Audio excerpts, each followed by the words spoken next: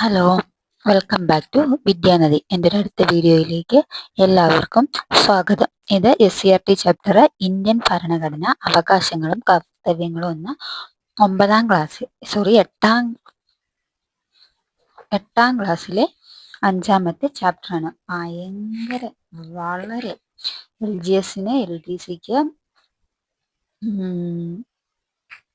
പ്രിലിംസിന് VFAക്ക് ഇത്രയും സംഭവത്തിന് ഭയങ്കര ഇമ്പോർട്ടൻ്റ് ആയിട്ടുള്ള ഒരു ചാപ്റ്ററാണ് ഈ വരുന്ന. LGCക്കും LGSന് വേരിയസ് വരാൻ പോവുകയാണ്. അതിനെപ്പറ്റിയുള്ള വീഡിയോ ഞാൻ ഇടാം. അപ്പം അത്രയും വരാൻ പോവുകയാണ്. അപ്പം വളരെ ഇമ്പോർട്ടൻ്റ് ആയിട്ടുള്ള ചാപ്റ്ററാണ്, സ്കിപ്പ് ചെയ്യരുത്. 8ാം ക്ലാസ്സിലെ ഇന്ത്യൻ ഭരണഘടന അവകാശങ്ങളും കർത്തവ്യങ്ങളും. അപ്പം നമുക്ക് വീഡിയോയിലേക്ക് കിടക്കാം. സമത്വത്തിന്റെ അഭാവത്തിൽ സ്വാതന്ത്ര്യം അനേകരുടെ മേൽ ചുരുക്കം ചിലരുടെ ആധിപത്യം സൃഷ്ടിക്കും. സ്വാതന്ത്ര്യത്തിന്റെ അഭാവത്തിലുള്ള സമത്വം വ്യക്തി മുന്നേറ്റങ്ങളെ ഹനിക്കും. സാഹോദര്യത്തിന്റെ അഭാവത്തിൽ സമത്വത്തിനും സ്വാതന്ത്ര്യത്തിനും സ്വാഭാവികത കൈവരിക്കാൻ കഴിയില്ല. ഡോക്ടർ BR അംബേദ്കർ കോൺസ്റ്റിറ്റ്യൂന്റ് അസംബ്ലിയിൽ പറഞ്ഞിരുന്ന വാക്കുകളാണിത്. Constituent assembly November 1949 November 25 constituent അസംബ്ലിയിൽ ഡോക്ടർ BR അംബേദ്കർ പറഞ്ഞ വാക്കുകൾ ആണിവ. ഇന്ത്യൻ ഭരണഘടനാ ശില്പി എന്നറിയപ്പെടുന്ന ആരാണ്? ഡോക്ടർ BR അംബേദ്കർ ആണല്ലേ. 1949 നവംബർ 25 ഭരണഘടനാ നിർമ്മാണ സഭയിൽ നടത്തിയ പ്രസംഗത്തിന്റെ പ്രസക്ത ഭാഗമാണ് മുഴുകിൽ നൽകിയിരിക്കുന്നത്. സമത്വത്തിന്റെയും സ്വാതന്ത്ര്യത്തിന്റെയും സാഹോദര്യത്തിന്റെയും പ്രാധാന്യമാണ് ഈ വാക്കുകളിൽ നിന്നും വ്യക്തമാക്കുന്നത്. നമ്മുടെ ഭരണഘടനാ ശില്പി ഡോക്ടർ BR അംബേദ്കർ ഇന്ത്യൻ ഭരണഘടനയുടെ ആമുഖത്ത് നീതി, സ്വാതന്ത്ര്യം, സമത്വം, സാഹോദര്യം എന്നിവയെല്ലാം പൗരർക്കുമായി സംരക്ഷിക്കുമെന്ന് പ്രഖ്യാപിക്കുന്നുണ്ട്. മൗലിക അവകാശങ്ങളായും രാഷ്ട്രീയത്തിന്റെ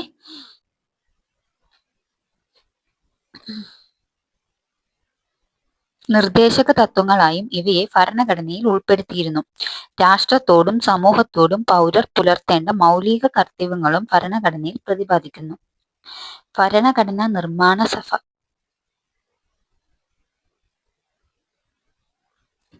അപ്പം ഇന്ത്യൻ ഭരണഘടനയിൽ പ്രതിപാദിക്കുന്ന അവകാശങ്ങളും നിർദ്ദേശക തത്വങ്ങളും കർത്തവ്യങ്ങളുമാണ് ഈ പാഠത്തിൽ ചർച്ച ചെയ്യുന്നത്. ഒരുപാട് തവണ പ്രീവിയസ് ക്വസ്റ്റ്യൻസിൽ വന്നിട്ടുള്ള കാര്യങ്ങളാണ് ഈ ചാപ്റ്ററിൽ വന്നിരിക്കുന്നത്. സ്കിപ്പ് ചെയ്യാനൊന്നുമില്ല കേട്ടോ. ഭരണഘടനാ നിർമ്മാണ സഭ ആദ്യത്തെ 1946 ഡിസംബർ 6 ഭരണഘടനാ നിർമ്മാണ സഭ നിലവിൽ വന്നത്. അപ്പൊ ഭരണഘടനാ നിർമ്മാണ സഭ നിലവിൽ വന്നത് 1946 ഡിസംബർ 6. ഡോക്ടർ രാജേന്ദ്ര പ്രസാദ് ആയിരുന്നു സഭയുടെ അധ്യക്ഷൻ.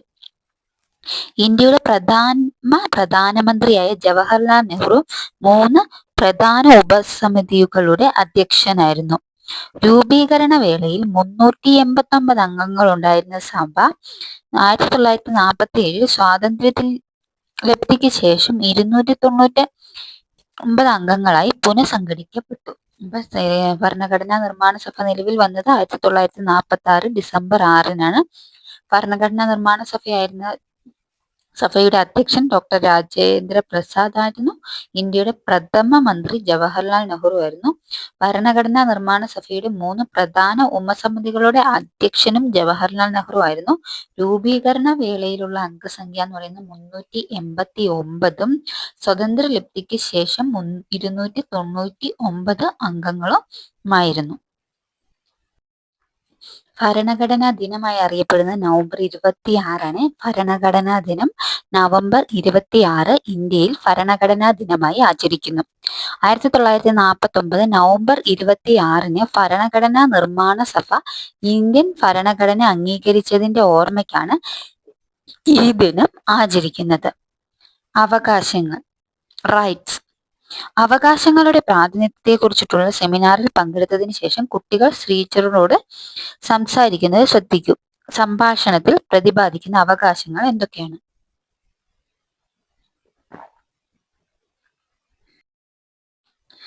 ടീച്ചർ, അഭിപ്രായങ്ങൾ തുറന്നു പറയാനുള്ള സ്വാതന്ത്ര്യമുണ്ടെന്ന് സെമിനാർ പറഞ്ഞു. അത് ഞങ്ങളുടെ അവകാശമല്ലേ? ചൂഷണത്തിൽ നിന്നും സംരക്ഷണം ലഭിക്കാനുള്ള അവകാശവും ഞങ്ങൾക്കുണ്ടെന്ന് സെമിനാറിൽ പറഞ്ഞു. ശരിയാണ്. ഇവയൊക്കെ രാഷ്ട്രം ഭരണഘടനാപരമായി എല്ലാവർക്കും അനുവദിച്ചിട്ടുള്ളവയാണ്. ഇവ കൂടാതെ എന്തെല്ലാം അവകാശങ്ങളാണ് നിങ്ങൾ ആഗ്രഹിക്കുന്നത്? അങ്ങനെ ഏതെങ്കിലും അവകാശങ്ങൾ നിങ്ങൾ ആഗ്രഹിക്കുന്നുണ്ടോ? ഉണ്ടെങ്കിൽ കമന്റ് ചെയ്യേ. റൈറ്റ്സ് അല്ലെങ്കിൽ അവകാശങ്ങൾ. അവകാശങ്ങൾ എന്നാൽ ഉന്നയിക്കപ്പെടുന്ന അവകാശവാദങ്ങളിൽ സമൂഹം സ്വീകരിക്കുകയും രാഷ്ട്രം നിയമം വഴി അംഗീകരിച്ച് നടപ്പിലാക്കുകയും ചെയ്യുന്നവയാണ് അവകാശങ്ങൾ. വ്യക്തികൾക്ക് അവകാശങ്ങൾ ഉണ്ടെന്ന് ഉറപ്പുവരുത്തേണ്ടത് ജനാധിപത്യ സംവിധാനങ്ങളുടെ ഉത്തരവാദിത്തമാണ്. ഇവ നിയമം വഴി നടപ്പിലാക്കേണ്ടത് ഗവൺമെന്റിനാണ്. അതിനായി മിക്ക ജനാധിപത്യങ്ങളുടെയും ഭരണഘടനയിൽ ഒരു പട്ടിക ഉൾപ്പെടുത്തിയിട്ടുണ്ട്. ഈ അവകാശങ്ങളുടെ പട്ടിക വ്യക്തികളുടെ അവകാശങ്ങളിൽ ഇടപെടുന്നതിന് ഗവൺമെന്റിന് ചില പരിമിതികൾ ഏർപ്പെടുത്തിയിരിക്കുന്നു.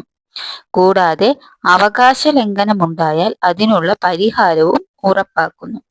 അപ്പം ഉന്നയിക്കപ്പെടുന്ന അവകാശങ്ങളിൽ സമൂഹം സ്വീകരിക്കുകയും രാഷ്ട്രം നിയമം വഴി അംഗീകരിച്ച് നടപ്പിലാക്കുകയും ചെയ്യുന്നവയാണ് അവകാശങ്ങൾ.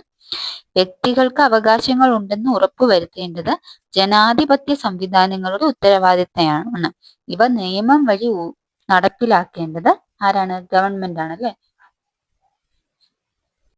അതിനായി ഒട്ടുമിക്ക രാജ്യങ്ങളുടെയും ഭരണഘടനയിൽ ഒരു പട്ടിക ഉൾപ്പെടുത്തിയിട്ടുണ്ട്.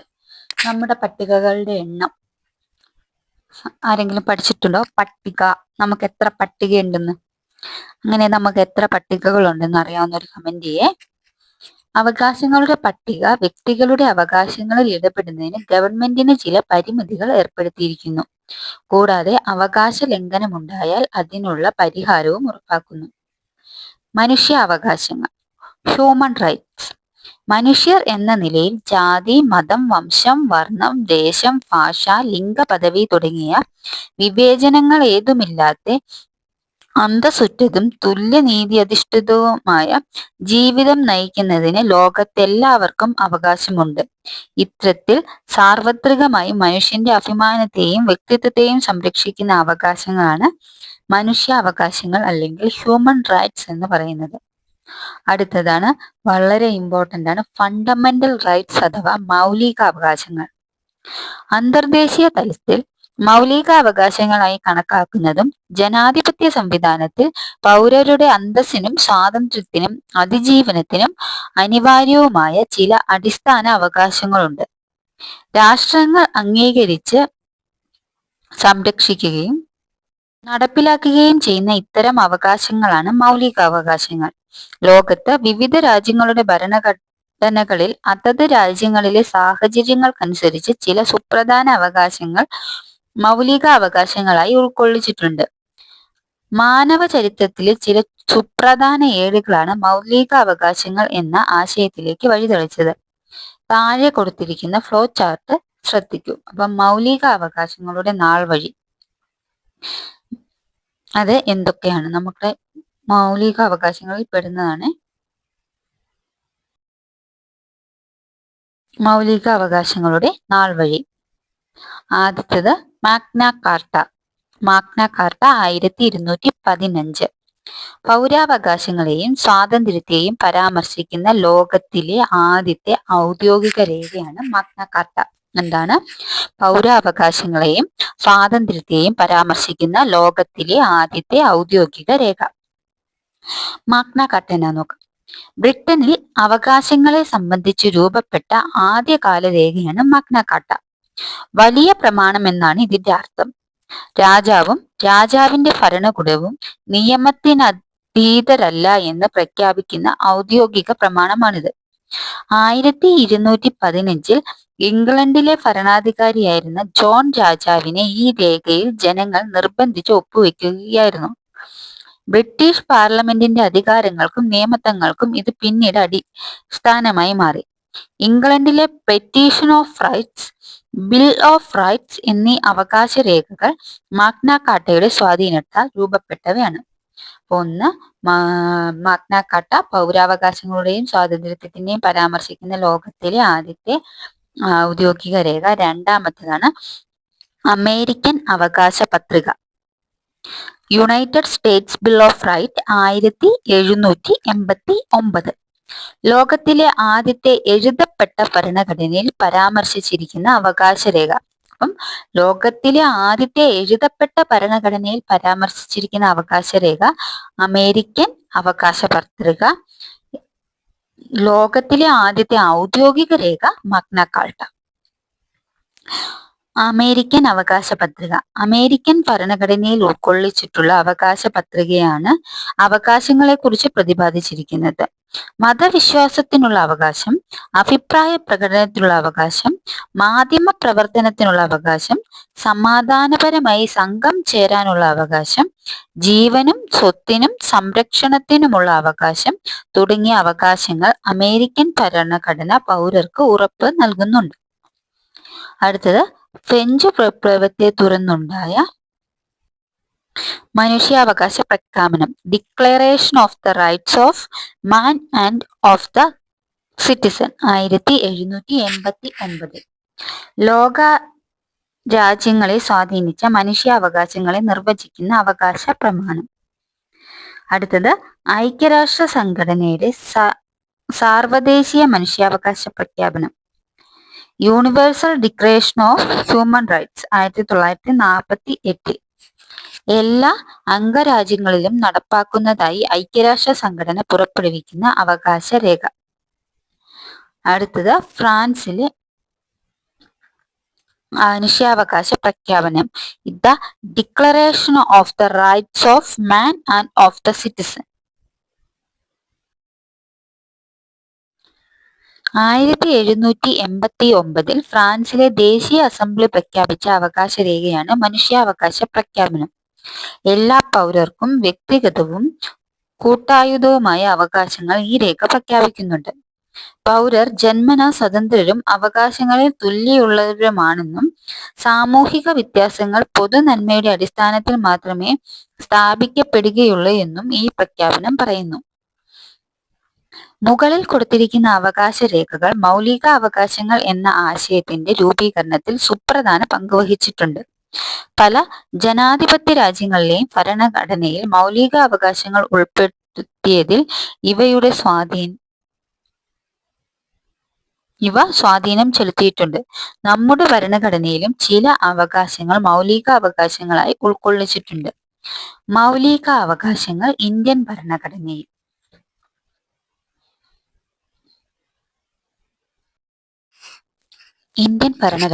മൗലികാവകാശങ്ങൾ ഉൾപ്പെടുത്തുന്നതിനെ സ്വാധീനിച്ച ഘടകങ്ങൾ ഇന്ത്യൻ ഭരണഘടനയിൽ മൗലികാവകാശങ്ങൾ ഉൾപ്പെടുത്തുന്നതിന് ഭരണഘടനാ നിർമ്മാതാക്കളെ സ്വാധീനിച്ച നിരവധി ഘടകങ്ങളുണ്ട്. ബ്രിട്ടീഷ് ഭരണകാലത്ത് ഇന്ത്യൻ ജനത അനുഭവിക്കേണ്ടി വന്ന അവകാശ നിഷേധങ്ങളാണ് അതിൽ പ്രധാനം. സ്വാതന്ത്ര്യ സമരം ഉയർത്തിപ്പിടിച്ച മൂല്യങ്ങൾ, ഇന്ത്യൻ നവോത്ഥാന പ്രസ്ഥാനത്തിന്റെ ആശയങ്ങൾ എന്നിവ ഭരണഘടനയിലെ മൗലിക അവകാശങ്ങളെ സ്വാധീനിച്ച മറ്റു ഘടകങ്ങളാണ്. മറ്റു രാജ്യങ്ങളുടെ ഭരണഘടനകളിൽ പരാമർശിച്ചിട്ടുള്ള അവകാശങ്ങളും മൗലികാവകാശങ്ങളുടെ നാൾവഴികളായ അവകാശ രേഖകളും നമ്മുടെ ഭരണഘടനയിലെ മൗലിക അവകാശങ്ങളെ സ്വാധീനിച്ചിട്ടുണ്ട്. അപ്പൊ ഇന്ത്യൻ ഭരണഘടനയിൽ മൗലികാവകാശങ്ങൾ ഉൾപ്പെടുന്നതിന് സ്വാധീനിച്ച ഘടകങ്ങൾ ഏതെല്ലാമാണ്? പട്ടിക പൂർത്തിയാക്കാനാണ് പറയുന്നത്. 1. കോളനി ഭരണകാലത്ത് അനുഭവിച്ച അവകാശ നിഷേധങ്ങൾ. 2. ലോക സാഹചര്യങ്ങൾ. 3. അപ്പം ഇന്ത്യൻ ഭരണഘടനയിൽ മൗലികാവകാശങ്ങൾ ഉൾപ്പെടുന്നതിനെ സ്വാധീനിച്ച ഘടകങ്ങൾ എന്ന് പറയുന്നത് കോളനി ഭരണകാലത്ത് അനുഭവിച്ച അവകാശ നിഷേധങ്ങൾ, സ്വാതന്ത്ര്യ സമരം ഉയർത്തിപ്പിടിച്ച മൂല്യങ്ങൾ, ലോക സാഹചര്യങ്ങൾ, സ്വാതന്ത്ര്യ സമരം ഉയർത്തിപ്പിടിച്ച ഇന്ത്യൻ നവോത്ഥാന പ്രസ്ഥാനത്തിന്റെ ആശയങ്ങൾ, മറ്റു മൗലിക അവകാശങ്ങളുടെ നാളുകളായ അവകാശ രേഖകൾ, ഭരണകാലത്ത് അനുഭവിച്ച അവകാശ നിഷേധങ്ങൾ. 2. മറ്റു രാജ്യങ്ങളുടെ ഭരണഘടനകളിൽ പരാമർശിക്കുന്ന അവകാശങ്ങൾ. 3. ലോക സാഹചര്യങ്ങൾ. 4. സ്വാതന്ത്ര്യ സമരം ഉയർത്തിപ്പിടിച്ച മൂല്യങ്ങൾ. 5. ഇന്ത്യൻ നവോത്ഥാന പ്രസ്ഥാനത്തിന്റെ ആശയങ്ങൾ. 6. മൗലിക അവകാശങ്ങളുടെ നാൾവഴികളായ അവകാശ രേഖകൾ. അടുത്തതാണ് ഭരണഘടനാ ദിനം. നവംബർ 26 ഇന്ത്യയിൽ ഭരണഘടനാ ദിനമായി ആചരിക്കുന്നു. 1949 നവംബർ 26 ഭരണഘടനാ നിർമ്മാണ സഭ ഇന്ത്യൻ ഭരണഘടന അംഗീകരിച്ചതിന്റെ ഓർമ്മയ്ക്കാണ് ഈ ദിനം ആചരിക്കുന്നത്. അപ്പൊ ഭരണഘടനാ ദിനം എന്നാന്ന് ഞാൻ ഓൾറെഡി പറഞ്ഞായിരുന്നു, നവംബർ 26. ഇന്ത്യൻ ഭരണഘടനയുടെ ഭാഗം 3-ലാണ് മൗലിക അവകാശങ്ങൾ ഉൾച്ചേർത്തിരിക്കുന്നത്. ഏതിലാണ്? 3-ാം ഭാഗത്തിലാണ് മൗലിക അവകാശങ്ങൾ. ഭരണഘടനയുടെ 3-ാം ഭാഗത്തിലാണ് മൗലിക അവകാശങ്ങൾ ഉൾപ്പെടുത്തിയിരിക്കുന്നത്. സാധാരണയായി നിയമപരമായ അവകാശങ്ങളെ സംരക്ഷിക്കുകയും നടപ്പിലാക്കുകയും ചെയ്യുന്നത് സാധാരണ നിയമങ്ങളാണ്. എന്നാൽ മൗലിക അവകാശങ്ങളെ സംരക്ഷിക്കുന്നതും ഉറപ്പുവരുത്തുന്നതും ഭരണഘടനയാണ്. മൗലികാവകാശങ്ങളെ സംരക്ഷിക്കുന്ന ഉറപ്പുവരുത്തുന്നത് എന്താണ്? ഭരണഘടന. ഭരണഘടന ഉറപ്പു നൽകുന്ന മൗലിക അവകാശങ്ങൾ എന്തൊക്കെയെന്ന് നമുക്ക് പരിശോധിക്കാം. 1. സമത്വത്തിനുള്ള അവകാശം, റൈറ്റ് ടു ഈക്വാലിറ്റി. സമത്വത്തിനുള്ള അവകാശം മൗലിക അവകാശങ്ങളിൽ ഒന്നാമത്താണ് സമത്വത്തിനുള്ള അവകാശം. നമ്മുടെ രാജ്യത്ത് എല്ലാവർക്കും നിയമത്തിന് മുന്നിൽ തുല്യതയും തുല്യ സംരക്ഷണവും ഉറപ്പുവരുത്തുന്ന അവകാശമാണ് സമത്വത്തിനുള്ള അവകാശം. ഈ അവകാശപ്രകാരം മതം, വർഗം, ജാതി, ലിംഗം, ജനന സ്ഥലം തുടങ്ങിയവയുടെ അടിസ്ഥാനത്തിൽ യാതൊരു വിവേചനവും പാടുള്ളതല്ല. ഇതോടൊപ്പം ഹോട്ടലുകൾ, കടകൾ, കിണറുകൾ, കുളങ്ങൾ, പൊതു സ്ഥാനഘട്ടങ്ങൾ, പൊതുനിരത്തുകൾ എന്നിവിടങ്ങളിൽ തുല്യ പ്രവേശനവും ഉറപ്പു നൽകുന്നു. പൊതുജോലികളിലെ അവസര സമത്വവും തൊട്ടുകൂടായ്മ നിരോധനവും സ്ഥാനപ്പേരുകൾ നിർത്തലാക്കലും ഈ അവകാശ പ്രകാരം ഉറപ്പ് നൽകുന്നു. അപ്പോൾ നമ്മുടെ രാജ്യത്ത് എല്ലാവർക്കും നിയമത്തിന് മുന്നിൽ തുല്യതയും തുല്യ നിയമ സംരക്ഷണവും ഉറപ്പു നൽകുന്ന അവകാശമാണ്, അല്ലെങ്കിൽ മൗലിക അവകാശമാണ് സമത്വത്തിനുള്ള അവകാശം. സമത്വത്തിനുള്ള അവകാശങ്ങളെ കുറിച്ച് പ്രതിപാദിക്കുന്ന ഭരണഘടനാ അനുച്ഛേദങ്ങൾ, അമെൻമെന്റ്സ് ഇതിൻ്റെ അകത്ത് പറഞ്ഞിട്ടില്ല, അത് ഞാൻ പറയണം. ഭരണഘടനാ അമെൻമെന്റ്സ് എന്ന് പറയുന്നത് അനുച്ഛേദം 14 മുതൽ 18 വരെയാണ്. അതായത് അമെൻമെന്റ്സ് 14 മുതൽ 18 വരെയാണ്. ഭരണഘടനയിൽ പ്രതിപാദിക്കുന്നുള്ള സമത്വത്തിനുള്ള അവകാശങ്ങൾ: നിയമത്തിന് മുന്നിൽ തുല്യത, തുല്യ നിയമ സംരക്ഷണം, മതം, വർഗം, ജാതി, ലിംഗം, ജനന സ്ഥലം തുടങ്ങിയവയിൽ അടിസ്ഥാനത്തിലുള്ള വിവേചനങ്ങൾ പാടില്ല, ഹോട്ടലുകൾ, കടകൾ, കിണറുകൾ, കുളങ്ങൾ, പൊതുസ്ഥാനഘട്ടങ്ങൾ, പൊതുനിരത്തുകൾ എന്നിവിടങ്ങളിൽ തുല്യ പ്രവേശനം, പൊതുജോലികളിലെ അവസര സമത്വം, തൊട്ടുകൂടായ്മ നിരോധനം, സ്ഥാനപ്പേരുകൾ നിർത്തലാക്കൽ എന്നിവയാണ്. അടുത്തതാണ് സ്വാതന്ത്ര്യത്തിനുള്ള അവകാശം, റൈറ്റ് ടു ഫ്രീഡം. ദീർഘകാലം വൈദേശിക ആധിപത്യത്തിന് കീഴിൽ കഴിയേണ്ടി വന്ന ഇന്ത്യൻ ജനതയുടെ അഭിലാഷമാണ് സ്വാതന്ത്ര്യത്തിനുള്ള അവകാശം എന്ന മൗലികാവകാശത്തിൽ പ്രതിഫലിക്കുന്നത്. ഭരണഘടനയുടെ 19 മുതൽ 22 വരെയുള്ള അനുച്ഛേദങ്ങൾ ഇതുപ്രകാരം സ്വാതന്ത്ര്യത്തിനുള്ള അവകാശവും യുക്തിസഹവുമായ നിയന്ത്രണവും വിശദീകരിക്കുന്നു. അനുച്ഛേദം 19 പരാമർശിച്ചിട്ടുള്ള സ്വാതന്ത്ര്യങ്ങൾ താഴെ പറയുന്നവയാണ്. അപ്പം ഭരണഘടനയിൽ സ്വാതന്ത്ര്യത്തിനുള്ള അവകാശങ്ങളെപ്പറ്റി പ്രതിപാദിക്കുന്ന അമെൻമെന്റ്സ് അല്ലെങ്കിൽ അനുച്ഛേദം എന്ന് പറയുന്നത് 19 മുതൽ 22 വരെയാണ്. അതില് 19 അനുച്ഛേദം 19 പരാമർശിച്ചിട്ടുള്ള അനുച്ഛേദം 19 സ്വാതന്ത്ര്യങ്ങൾ താഴെ പറയുന്നവയാണ്. അത് ഏതൊക്കെയാണെന്നാണ് ഇപ്പോൾ കൊടുത്തിരിക്കുന്നത്. 1. അഭിപ്രായ പ്രകടനത്തിനും ആവിഷ്കാരത്തിനുമുള്ള സ്വാതന്ത്ര്യം. 2. സമാധാനപരമായി സമ്മേളിക്കാനുള്ള സ്വാതന്ത്ര്യം. 3. സംഘടനകൾ രൂപീകരിക്കുവാനുള്ള സ്വാതന്ത്ര്യം.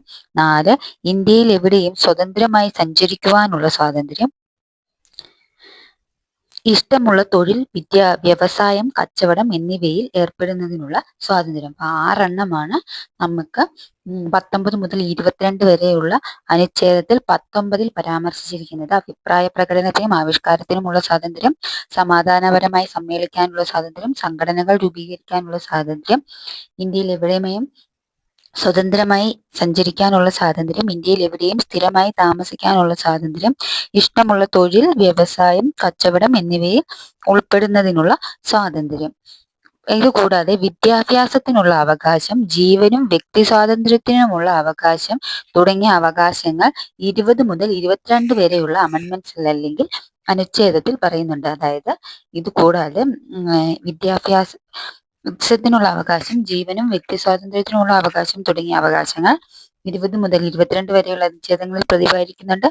രാജ്യത്തിന്റെ അഖണ്ഡത, പരമാധികാരം, സുരക്ഷിതത്വം തുടങ്ങിയവ സാഹചര്യങ്ങളിൽ ഈ സ്വാതന്ത്ര്യങ്ങൾ യുക്തിസഹമായ നിയന്ത്രണങ്ങൾക്ക് വിധേയമാണ്.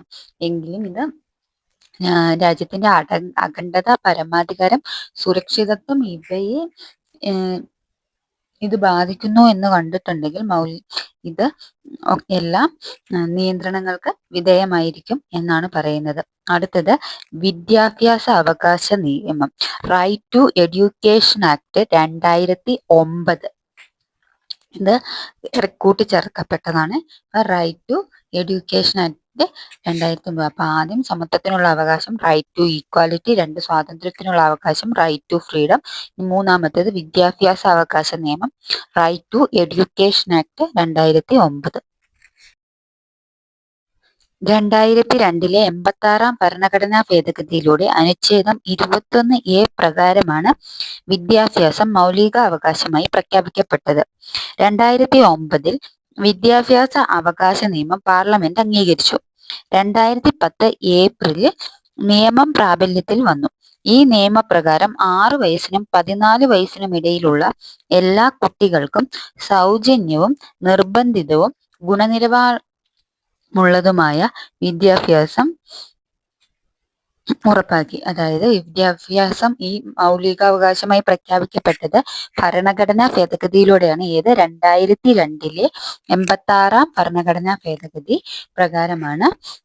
അനുച്ഛേദം 21A പ്രകാരമാണ് വിദ്യാഭ്യാസം മൗലികാവകാശമായി പ്രഖ്യാപിക്കപ്പെട്ടത്.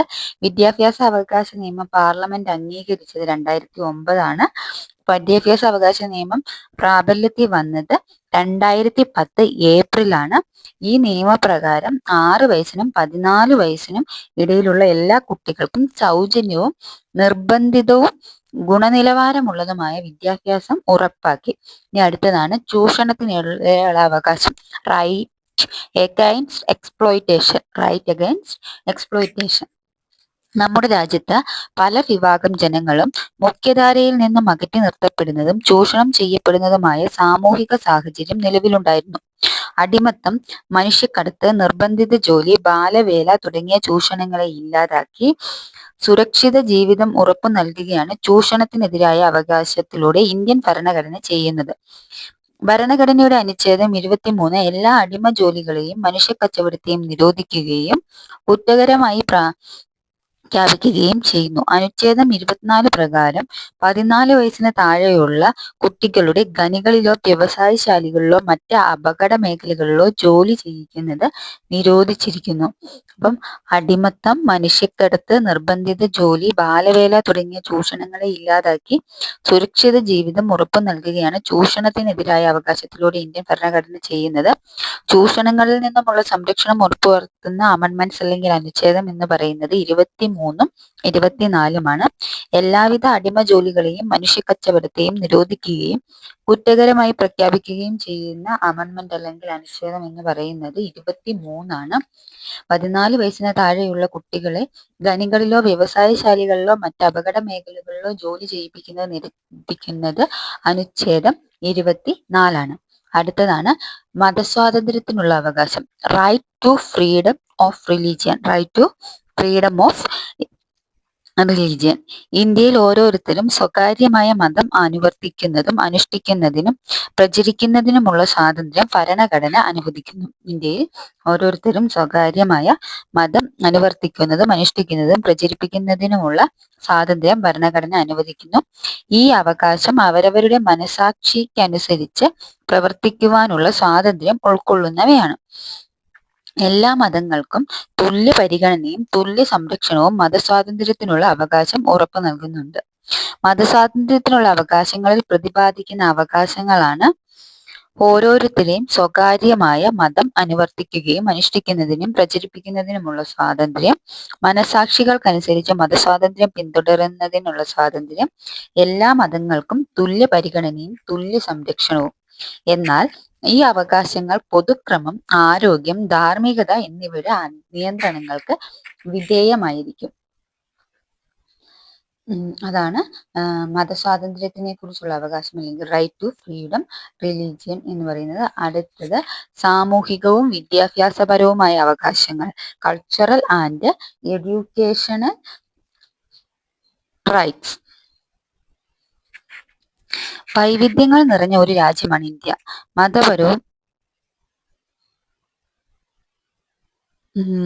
മതപരവും ഭാഷാപരവും സാംസ്കാരികവുമായ ന്യൂനപക്ഷ വിഭാഗങ്ങൾ ഈ വൈവിധ്യത്തിന്റെ സവിശേഷതയാണ്.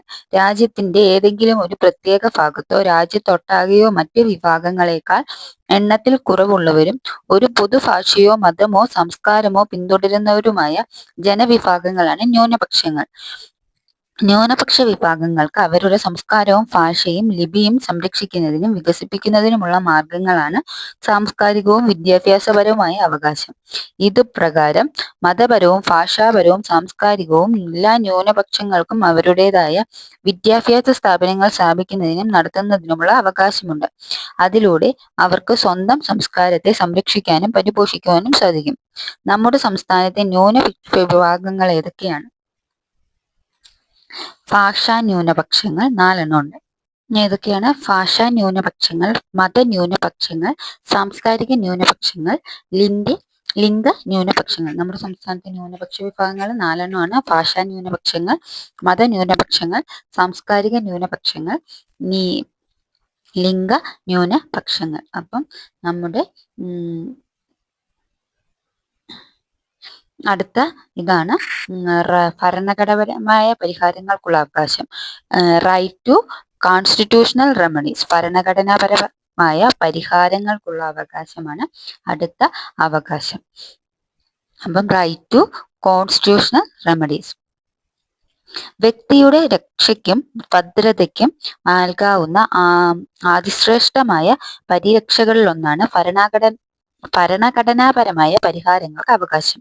മേൽപ്പറഞ്ഞ അവകാശങ്ങളിൽ ഏതെങ്കിലും ലംഘിക്കപ്പെടുന്ന പക്ഷം അവ പുനഃസ്ഥാപിച്ച് കിട്ടുന്നതിന് അനുച്ഛേദം 32 പ്രകാരം, അമെൻമെന്റ്സ് 32 പ്രകാരം സുപ്രീം കോടതിയെയും അനുച്ഛേദം 26 പ്രകാരം നമുക്ക്, അതായത് അമെൻമെന്റ്സ് 26 പ്രകാരം ഹൈക്കോടതികളെയും സമീപിക്കാവുന്നതാണ്. സുപ്രീം കോടതിയും ഹൈക്കോടതികളും റിട്ടുകളിലൂടെയാണ് മൗലികാവകാശങ്ങൾ പുനഃസ്ഥാപിക്കുന്നത്. മൗലികാവകാശങ്ങൾ സംരക്ഷിക്കുന്നതിനായി സുപ്രീം കോടതിയോ ഹൈക്കോടതിയോ പുറപ്പെടുവിക്കുന്ന ഉത്തരവുകളും നിർദ്ദേശങ്ങളുമാണ് റിട്ടുകൾ. ഇന്ത്യൻ ഭരണഘടനയുമായ ഹൃദയവും ആത്മാവുമാണ് ഈ അവകാശമെന്ന് ഡോക്ടർ BR അംബേദ്കർ വിശേഷിപ്പിക്കുന്നു. മൗലികാവകാശങ്ങളിൽ ഏറ്റവും പ്രാധാന്യമേറിയത് ഭരണഘടനാപരമായ പരാമർശങ്ങൾക്കുള്ള അവകാശമാണെന്ന് എന്ന് പറയുന്നത് എന്തുകൊണ്ടാണ്? അതെന്തുകൊണ്ടാണെന്നറിയാവോ?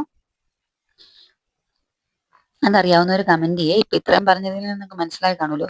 ഇനി ഇത് ഒരു ചാർട്ടാണ്. മൗലിക അവകാശങ്ങൾ, അതിന്റെ റൈറ്റ് ആയിട്ടുള്ള ഇതിന്റെ പട്ടികയാണ്. വളരെ ഇമ്പോർട്ടന്റ് ആണ്. നമ്മുടെ മൗലിക അവകാശങ്ങൾ ഏതൊക്കെയാണെന്നുള്ളതാണ്. 1, സമത്വത്തിനുള്ള അവകാശം, അനുച്ഛേദം 14 മുതൽ 18 വരെ, അതായത് അമെൻമെന്റ് 40 to 80 വരെ. 2, സ്വാതന്ത്ര്യത്തിനുള്ള അവകാശം, അനുച്ഛേദം അല്ലെങ്കിൽ അമെൻമെന്റ്സ് 19 മുതൽ 22 വരെ. 3, ചൂഷണത്തിനെതിരെയുള്ള അവകാശം, അനുച്ഛേദം 23, 24. അടുത്ത അവകാശം മതസ്വാതന്ത്ര്യത്തിനുള്ള അവകാശം, അനുച്ഛേദം 25 മുതൽ 28 വരെ. സാംസ്കാരികവും വിദ്യാഭ്യാസപരവുമായ അവകാശം, അനുച്ഛേദം 29 മുതൽ 30 വരെ. ഭരണഘടനാപരമായ പരിഹാരങ്ങൾക്കുള്ള അവകാശം, അനുച്ഛേദം 32. ഇത്രയാണ്. അപ്പം നമ്മുടെ BR അംബേദ്കർ ഇന്ത്യൻ ഭരണഘടനയുടെ ഹൃദയവും ആത്മാവും എന്ന് വിശേഷിപ്പിച്ച ഇതേതാണ്? നമ്മുടെ മൗലികാവകാശം, ഭരണഘടനാപരമായ പരിഹാരങ്ങൾക്കുള്ള അവകാശം, അനുച്ഛേദം 32നെയാണ് നമ്മൾ അങ്ങനെ വിശേഷിപ്പിച്ചത്. ഇനി റിട്ടുകൾ, അടുത്ത ഇത് മുതൽ നമുക്ക് നോക്കാനുള്ളത് റിട്ടുകളാണ്. ഈ ഭരണഘടനാപരമായ അവകാശങ്ങളിൽ റിട്ടുകളും മൂലമാണ് നമുക്കിത് നിയമങ്ങൾ ഇത് ചെയ്യപ്പെടുന്നത്. അതിനെക്കുറിച്ചാണ്. അപ്പൊ അത് അടുത്ത ക്ലാസ്സിൽ നോക്കാം. ക്ലാസ് എല്ലാവർക്കും ഇഷ്ടപ്പെടുന്നുണ്ടെങ്കിൽ ലൈക്ക് ചെയ്യുക, കമന്റ് ചെയ്യുക, സബ്സ്ക്രൈബ് ചെയ്യുക. ഇതിൻ്റെ അകത്ത് എന്തെങ്കിലുമൊക്കെ പോരായ്മകളോ നിങ്ങൾക്ക് എന്തെങ്കിലുമൊക്കെ എക്സ്ട്രാ വേണമെന്നുണ്ടെങ്കിലോ അത് കമന്റ് ചെയ്യുക. ചിലരൊക്കെ ആദ്യം കമന്റ് ചെയ്യുന്നു, ഇപ്പൊ ഒന്നും കമന്റ് ചെയ്യുന്നില്ല. ആരും ഒന്നും പറയുന്നുമില്ല, എങ്ങനെയാണെന്നൊന്നും എനിക്ക് മനസ്സിലാവുന്നില്ല. അതുകൊണ്ടാട്ടോ. അപ്പൊ ശരി, അടുത്ത വീഡിയോ ആയിട്ട് കാണാം. Thank you.